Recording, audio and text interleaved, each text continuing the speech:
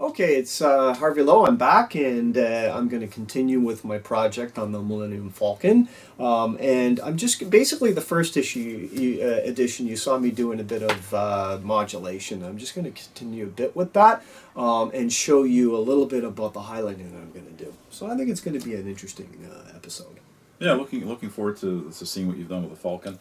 And you want to talk a little bit about Yeah. the colors maybe you're using, or Yeah, actually, why don't we do that? So, I'm, as I said before, I'm not a sci-fi and certainly not a Star Wars expert, but I do like the films. And I was asking around and mentioned the last episode that Alex Kong had, because he knows everything about sci-fi. What color is in the Millennium Falcon?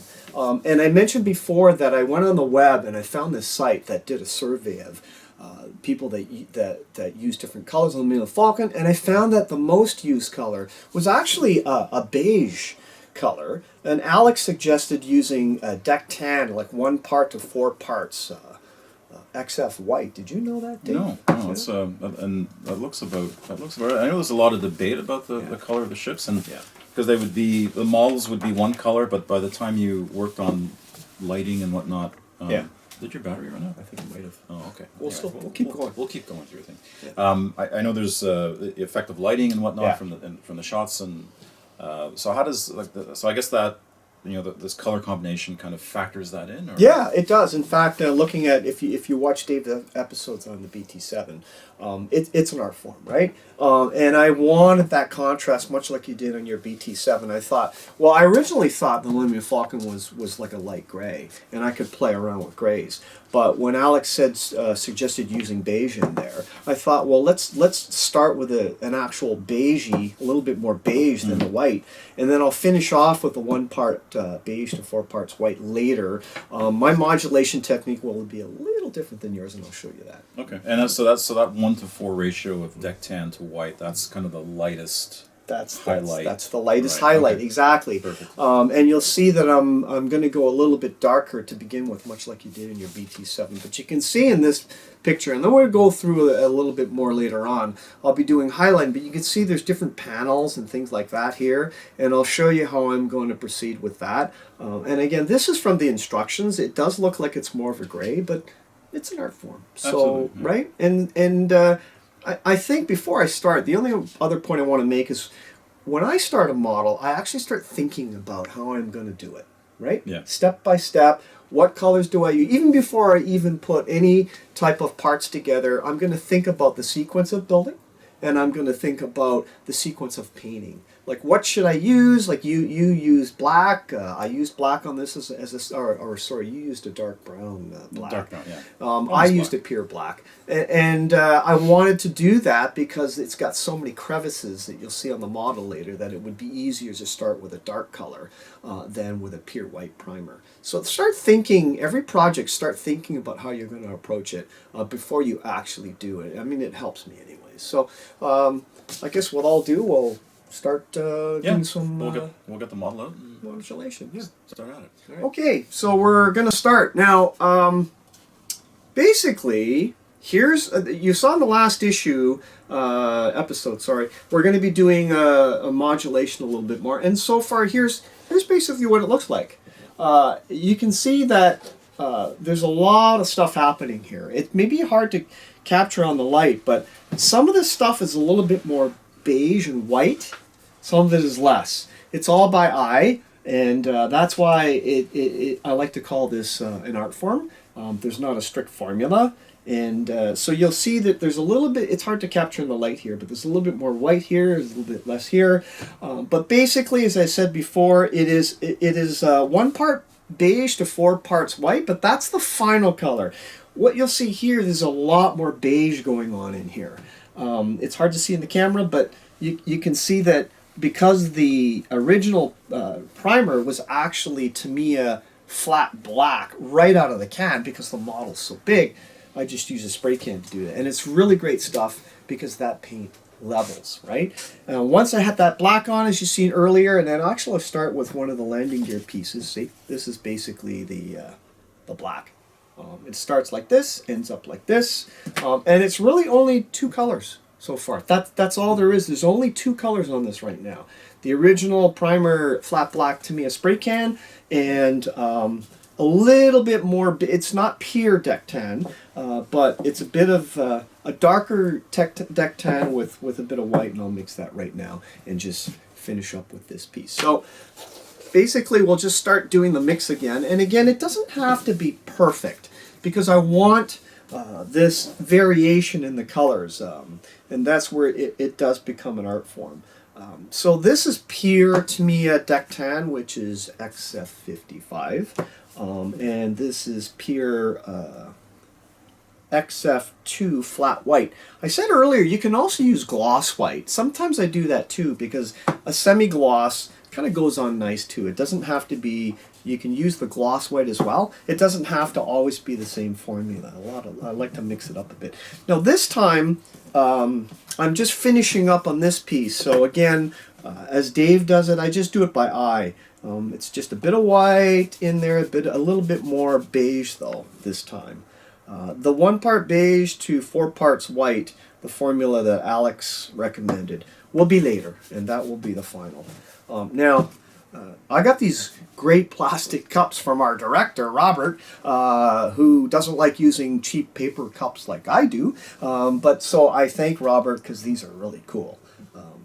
So what will we do without these? And I'm just doing this by eye, swishing it around, and Dave mentioned that it's the consistency of milk. Now what I didn't bring along is I usually filter my paints, and I put pantyhose. I know that sounds weird, but put pantyhose and cut it in bits and put it on the top of the cup, and then you pour your mixed paint through the pantyhose.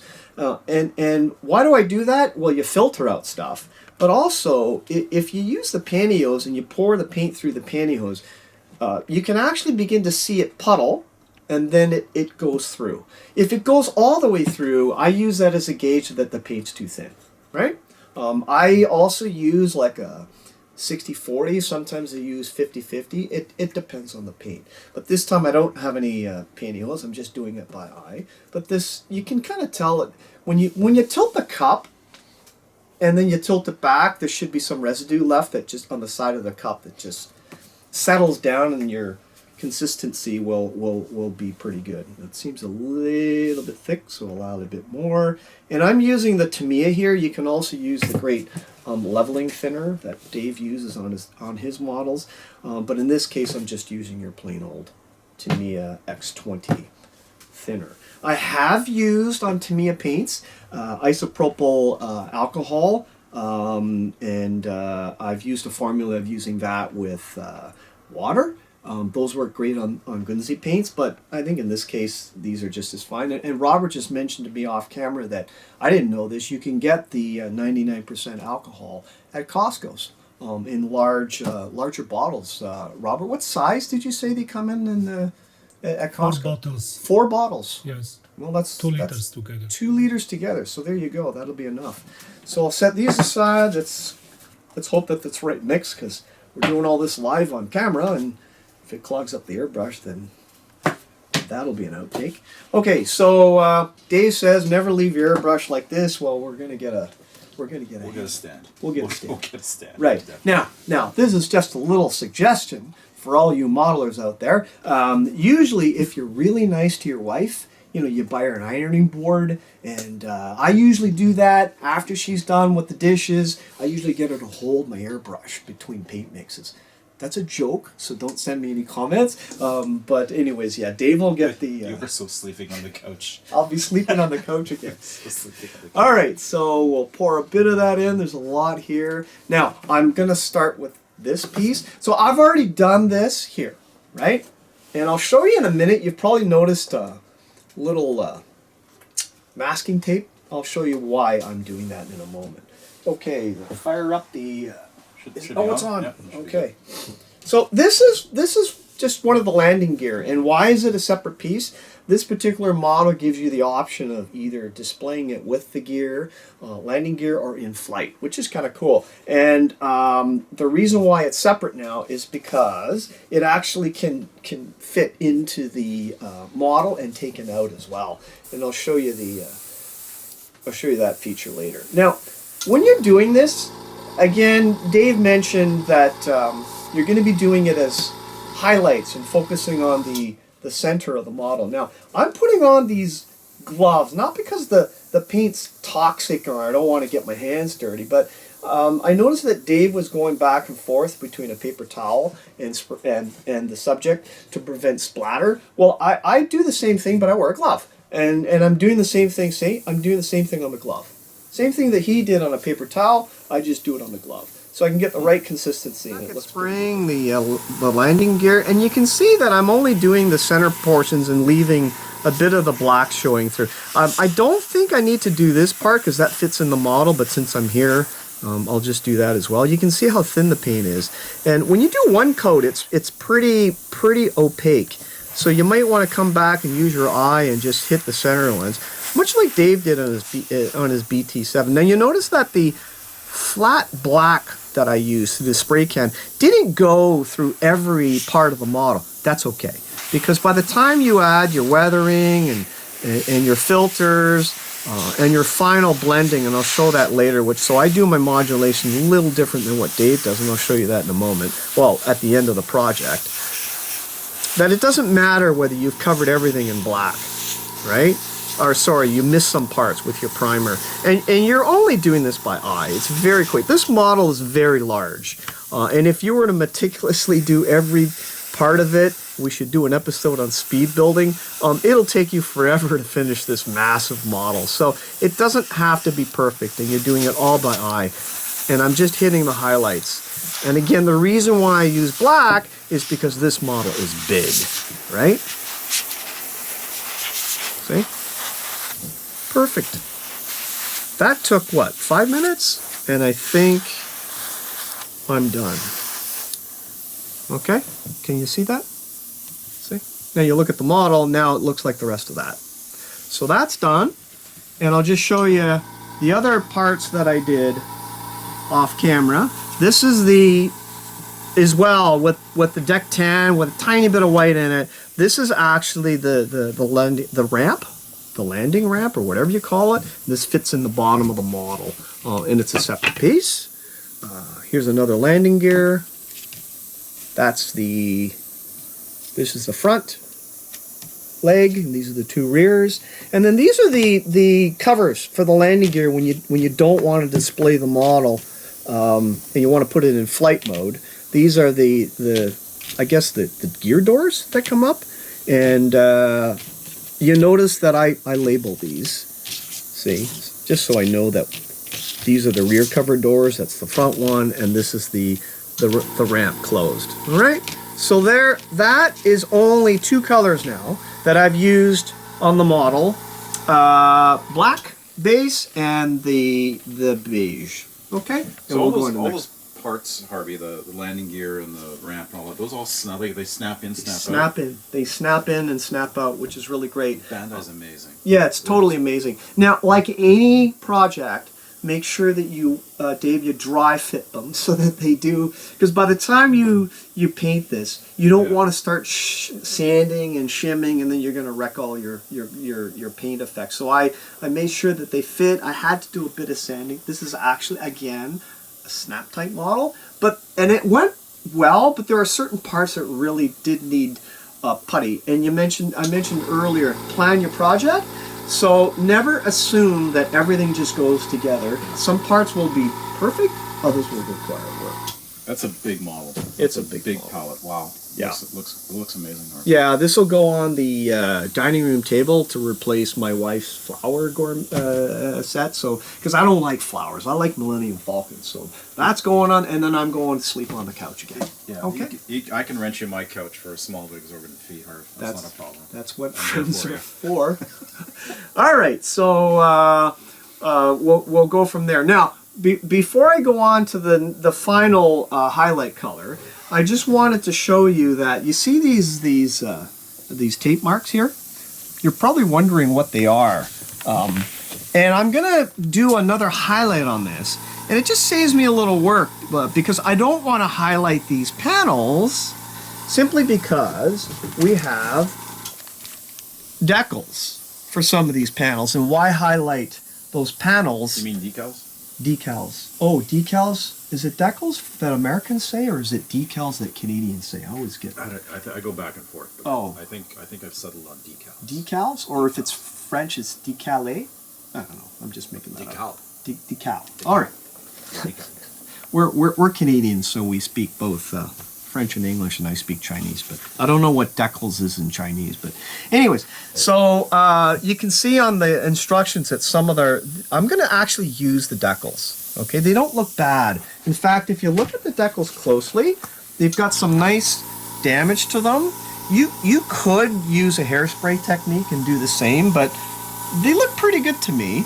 But again, when you're planning the model, that's what you got to plan out. Now you notice that some of these decals have already been used for the interior, but not all of them. And the interior is already done.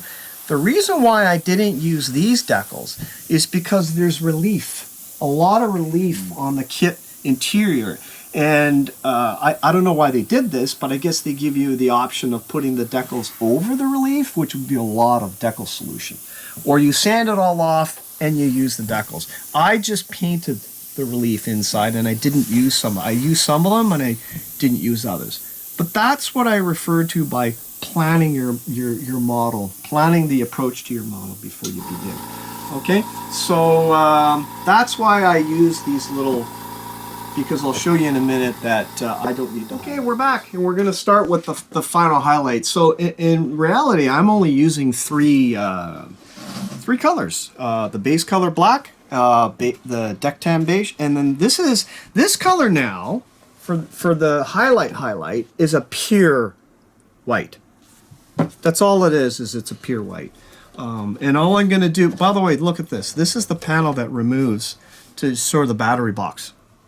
And it comes off so that because this model is lighted. Wow. So you didn't have to, right? What a great kit, eh? What a piece of engineering. Yeah. And I ever started doing armor kits or whatnot. Lighted armor kits. There's a concept, yeah, right? If I was Tamir or anybody else or Tacom, if these guys started doing armor kits like this, it's like, wow. Because I don't think there are any armor kits that are lighted, right? Like with the interiors. No, they should. Yeah, you're right. It's a great point. With all the interiors they're putting, you can't see it. You can't see it, yeah. And I know, who was it? I think it's Nathan Laporte did a few armor kits where he put lights, and like he opened up the hatches and he put lights, and it does work. Yeah, it looks pretty good. I guess you could also put the lights. The manufacturer could put the lights where the original bulbs might have been in the tanks. That would be cool. But by the way, this kit gives you options too. You notice here on the. I don't know, what are these, Dave? Do you know what these vents are? I have no idea what they give you an option of plastic parts or photo etch, and I use the photo etch because I don't know if the camera can pick it up. That's pure black as well in there, and by the time you airbrush the deck tan first color to modulate, you can begin to, the spray goes through the photo etch, and you can pick up the inside detail of whatever that fan or vent or something is under the photo etch. It's a neat little option that they give in the kit. So I'm going to put this back. Now, if you guys are building this model, be careful because this panel comes off. It's snug, but when you're building this model, I'm going to grab it here, right? Because it's for a client, so I don't want to drop it. You can see that I got to hold that panel in while I'm doing the underside. So there's the underside done as well, and that looks awesome, right? Wow. There's your ramp, and again I'm using black because there's a lot of stuff in there happening, and it's easier to start with a black and go over with the beige highlight as opposed to using a white color and then you're already starting light and you got to go back in there. I think it's a lot of work to do the opposite, where you'd have to do these lines in black and you'd have to work it up. I just think it's easier this time because, again, I was planning the way I was approaching this model to start with a black primer and work up from that. Wow, that just pops. It does, doesn't it? That just pops. What's interesting is it's popping with really only two colors.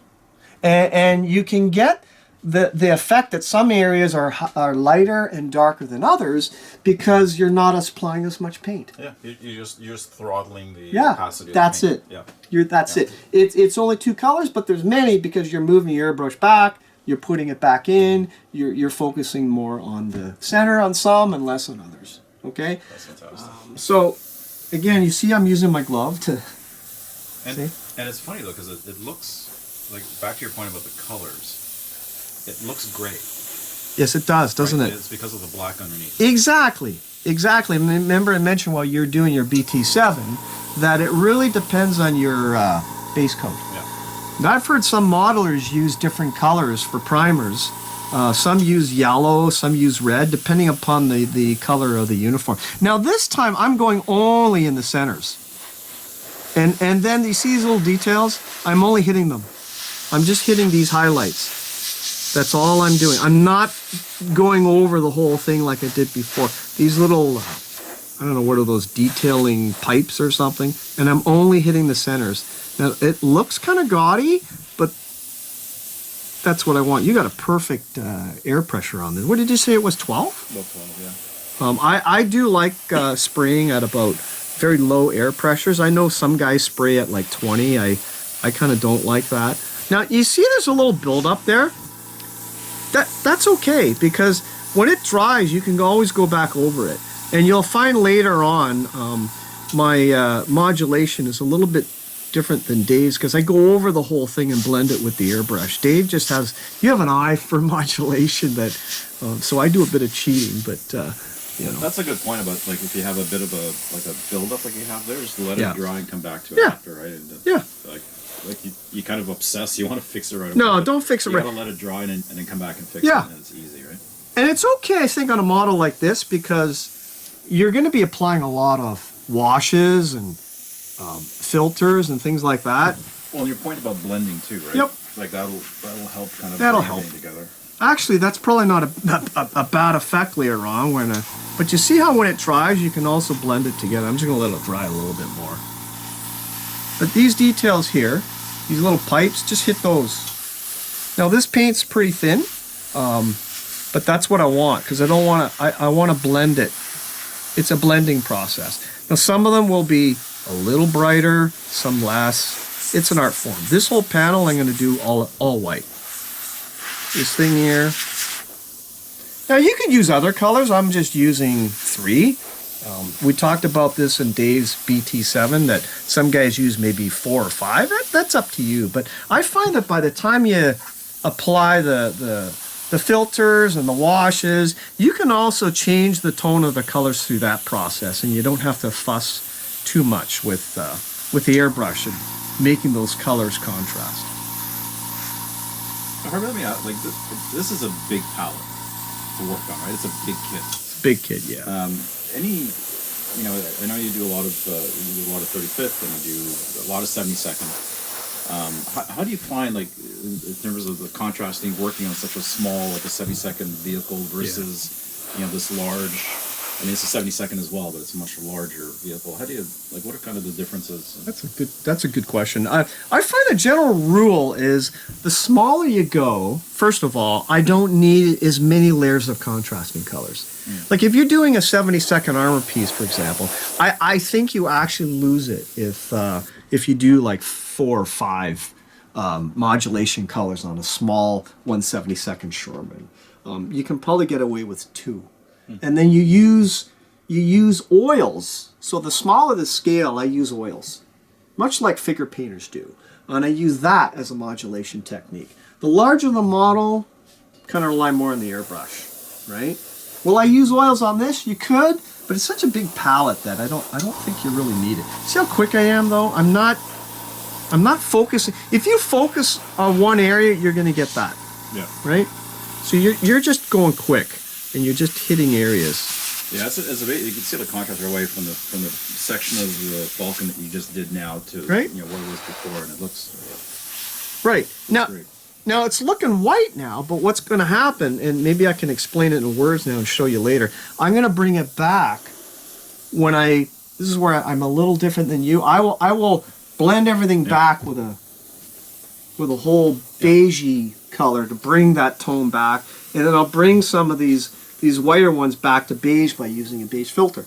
And I think, was it Mike Rinaldi mentioned, he called it layering or something, and that's exactly what you want. You're layering. You're not just doing it, I'm going to do a primer, I'm going to do a base color, I'm going to do a highlight, I'm going to do a filter, I'm going to do dry brushing, and I'm done. I like to go back and forth until you get the effect that you want. Now the gun here, see, I'm just hitting the highlights. See, go in. That's amazing. Right? I love the look of it. Like, there's so many nooks and crannies in that vehicle. Like, it's just... Yeah, like you said earlier, right? Like Mike Rinaldi, you said, tell a story. Yeah. Right? Every part of the model should tell a story. Now this piece, look, it moves, so I've got to do the underside. Now this here is already been masked, so that's why it's glass in there. It's the gunner's position. Now these details, see? So is that masking that came in the kit, or did you do No, it yourself? I just you actually, that's a good question. You can buy masks for this kit from a third party, but I just cut them using the Tamiya Frisket. And I just did it by eye, so it's not going to be perfect, but it's good enough. I guess masking this won't be that difficult because they're fairly straight, almost squarish panels. Yeah, they are. And in fact, while you're talking about that, you see the kit comes with these frames. I didn't use them because I figured I'd mask it and just spray the whole thing. I think the kit gives you the option of pure canopy glass, or they give you the frame with the glass removed, and this is for the frame. That's what I'm assuming. So. Yeah, that's right, because I guess the studio models themselves didn't have any glass. Didn't have any glass. They didn't have the light reflecting off of it. Yeah. So Dave is right. You can see the difference between this and this is more subtle over here. See? But look at that. That's really white. And you can do the edge. See? There's a huge... Maybe it's hard to pick up on the camera, but... And again, I did this episode the last time where I finished up the model with the more of the deck tan, and some areas are slightly different than others. But that's what you want. I'm not an expert on Millennium Falcon. I've seen many variations on the web, some great work. See there where I'm just doing white. I'm probably just going to leave that panel. Well, it works because it was such a like in the movies, it's such a beaten up vehicle. Yeah. Like it's such a neglected. See, there was, I did that in like 2 seconds. That's it. These ones, you can be fairly quick. You can skip some if you want. It's up to you. You can skip some, okay? You don't have to do every detail. If you did every little meticulous detail, I actually think it looks a little less real because not everything was like the same type of weathering on any vehicle, whether it's a tank or whatever. Everything was... Yeah, right? something that big, there's kind of a law of diminishing returns, right? That's right. In terms of, like, how much time you spend on it. Like see there, yeah. It's a little better now. Yeah, it's fixed. It's fixed, and it's pure white. That's okay. That's okay. Yeah, but it's good to have like one. Like yep. You can have one panel that kind of sticks out. I mean, that's totally. And because this one is like this, I'm probably going to do another panel like this on the other side to balance it out. Like I could do this one and brilliant. Right? Oh, and I'm running out of paint. Right? So just put a little more in. Those cups are great. Robert, you got to get more of those cups. More of these cups. More of those cups. All right. So we keep going again. When you're putting paint in your cup, do what Dave and I do. Don't go right to the model. You'll see a splatter. Go to the surface first. Now, I'm doing this fairly quickly, but you can see I've kind of done all this within the span of just a few minutes. And it doesn't have to be perfect. You just want that modulation, and you're hitting highlights. See? You're hitting highlights. And leaving some of the undertone. Some of these when you really want bright. Let's go back to this one and really make it bright. See? Now I've got a really bright one here. I've got a really bright... You want to balance some things, but you don't... It's kind of hard to say. You want to balance some, but you don't want to balance. Right? It's kind of like a hard thing to describe. And it's all by eye. And this is where modeling becomes an art. So I'm just hitting the middle of that one. Right?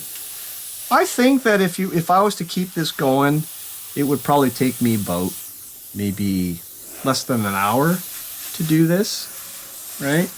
I mean, it's been, what, maybe not even 15 minutes for what you've done? So far, yeah. Yep. Now, this is all mask, so you can do whatever you want with it. Just do the ribs on the canopy frames there. And there's some photos that, see again, there's a little build-up there. That's okay, leave it. There's some photos that I sent to Robert that'll be posted to show the interior, because I didn't do it on film, where I used Vallejo's to paint the figures. See? You know, you're getting a nice little... That looks great. Right. Now again, this comes off, so you got to be careful. Now you also notice that I left a little more black around the battle damage. So I'll work that again when I start using the filters. And again, you see the tape here? I don't need to highlight those because decals are going over them. Because Dave asked me, why did you put those masking tape things on those little stickers? Well, I thought it just kind of looked cool, and I'm going to leave them on the model. Yeah, you said, no, I'm not going to tell you. I'm going to keep it in suspense and tell everybody on camera. That's what you said. There you go. See, that one's just doing the circle. You don't have to do everyone. Right? See, this one's got a little build-up, so I want to fix it. Now in here, you're just highlighting. Don't... That's it. I don't want to do any more, because I want to see the... Yeah, you want to keep the shadows on there. In the open space. Now, by the way, you might notice that there's a hissing sound coming from the airbrush. Because see, now it stopped because there's a little paint buildup in there because we've been using the same airbrush. So, and what is this? An Iwata HP Sandy's? No, it's a Revolution. Oh, it's a Revolution. Yeah. Oh, that one's subtle. See, that one's a lot. That's where the radar goes. So we'll do that a little later. The big dish. Yeah, the big radar dish. This one, again, leave the black. Don't go in there and leave it. Just the highlights. Okay, I don't need to do in there because that's where the radar dish is going. Now, for this part, you got a lot of pipes. So I'm just going to hit the pipes. Kind of hard to see, but... Again, when you're airbrushing a model, there's a couple of things that you need to note. The paint consistency is one control. The air pressure is another control. The distance of the airbrush to the surface is another control. And you can work all those together. Now, of course, this is a double action airbrush. For those of you kind of new to the hobby, it's best to have a double action so you can control the air pressure and the paint flow all together. Just for giggles, I once sprayed one of my models using a very old single action airbrush. You can do it, but it just gives you a little bit more flexibility if you've got a nice double action airbrush. And yes, Sandy, we're giving you credit. This is your airbrush, and it's great. So, again, a little more battle damage, just leave it. Now again, these areas, more black, just hit the highlights. This one I'm a little further back. If you go in too deep, it's going to puddle. So, that's it. Do this one a little more white. A lot of white. Right? You see now? But that gives you kind of a taste of where I'm going with this. Some areas are bright, some areas are dark. And then again, I'll come back and bring the beige back up with some filters and some overspray of the beige itself in some areas. That looks amazing. All right? I mean, looking at that, it makes me want to... I don't know if I get the 72nd scale one, but I know they have a 1/44th. I might get a 1/44th and start working on that. Yeah, that's great. Yeah, it does. It's out of my comfort level in terms of subject matter, and forgive me, it's not that I don't. I do have some Star Trek models, but the final thing I want to say before we stop here is I would encourage modelers to do different subjects because every subject gives you a different perspective on enhancing your skills. Also, try different scales, right? That also, as Dave asked before, the differences between applying paint and weathering techniques to smaller scales and larger scales to me is completely different. Larger palette gives you much more room to work, right? So we'll just finish up with this panel here, make it really bright. Okay, we're just finishing up with a little bit more of the white. Now again, this is a pretty thin white. If you use a thick white, one coat will cover everything. See? Just hitting highlights. I'm just very random. I want it to be random. You notice that this part of the model lights up, so it's already being masked So again, planning. Sometimes you might forget and you get enthusiastic on the model. You've got this great little light going back there, and if you start painting and you forget to mask it, well, you're in trouble. You're in trouble, right? And on the bottom of this, it's kind of hard to see, but in there, right in there, there's a light there. Right in there where I'm spraying. And it's just being masked off. There's a little light bulb there to light up the landing ramp. Okay, I'm going to do the same thing on the bottom. What an amazing kit. It's a beautiful kit, right? I guess the difficult thing is it's so big and you got to flip it around, and I've got my trusty army blanket to kind of hold it. Oh, I thought that was Shirley's favorite. Shirley's, favorite towel. Yes, it's my favorite. Favorite towel. Yeah, I got it for her on our honeymoon in nice. London. But I figure, well, you might as well use it for a practical purpose, and it's also usable as a pillowcase on the sofa. Poor Shirley. Feels bad for her. By the way, Shirley's my wife. Yeah. Okay, so we'll end up there, and I'll come back and do a little more of this. But what you'll see is I'm actually decided, looking at this, I'm probably not going to do everyone like that. No, I think that variation looks right. Great. I'm probably going to maybe leave some and not even bother putting the highlights on. Yeah. And then I like the variation, right, Dave? I think it looks sharp. Okay. And I think your earlier point about working in different scales and doing different subjects, I think that I agree 100%. I think that makes you a better modeler. Well, I've seen you do your, what was it, your little Turan and your little... the 72nd scale Turan and the little Panzer 1F. Right. The Flyhawk model. Right. Yeah, going up, and even the 48 scale Stug I did. Like, just, now I gotta start doing aircraft and whatnot, right? So. And I know you did well with your little Flyhawk model, too. Just a 72nd, right out of the box. Yeah, pretty much out of the box. Just a lot of painting and modulation. Maybe this is for another episode, but sometimes a lot of guys don't finish models for whatever reason. I think that, well, whether you build for competition or not, sometimes it's okay just to, as my kid's math teacher used to say, just do it, right?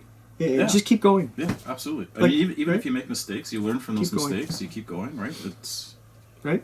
Yeah, there's a lot of you can have paralysis by analysis, right? In terms of how you're going to approach something. Right. Sometimes you just got to get in there and do it. And That's if you make mistakes, you recover. You just recover. Right? Keep going. You get confidence. If there's any final tip I can give you, a lot of guys say, "What's the best tip?" Best tip of any modeler is how well you can hide your mistakes. Absolutely. Yeah. You know where they are and you fuss over them, but not everybody does. All right, so I'm Harvey Lowe, and I'll be back. Just do this offline, and we'll come back and start the, as Dave says, the fun part of weathering and filters in the next chapter.